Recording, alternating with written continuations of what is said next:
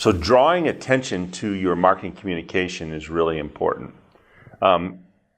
If you make everything the same size and shape on your layouts, or if everything is paced the same way, musically or visually, I don't have any relief that gives me attention to something. So for example, one of the things I suggest with print brochures is take a piece of tracing paper and put it over your brochure and draw the shapes that you see.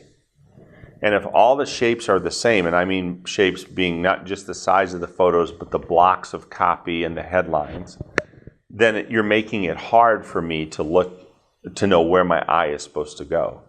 If you guide the eye by either using color or white space or different shapes, it tells me what's important, and you guide the reader through the message instead of them trying to figure things out. In fact, a lot of times when everything has the same shapes, you just sort of glaze over it because you don't know where to look.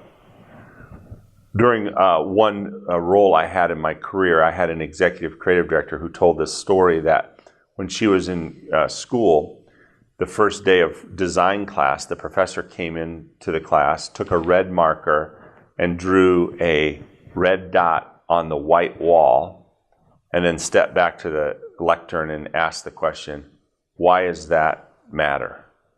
And so different students would raise their hands and would try and give an answer. And he began every class with that question. And it wasn't until they got near the end of the semester that they figured it out. That if you put a red dot on a white wall, that's where your eye focuses. And when you do a layout, everything can't be important. You have to decide what's the most important thing and get people to focus there. If you do it visually or through music, that's why you want to have pauses. You want to make sure that not everything is just in the same cadence, because I don't know why, but in our humanity, we just tend to glaze over those things, either visually, audibly, or just looking at it on a layout as well, too.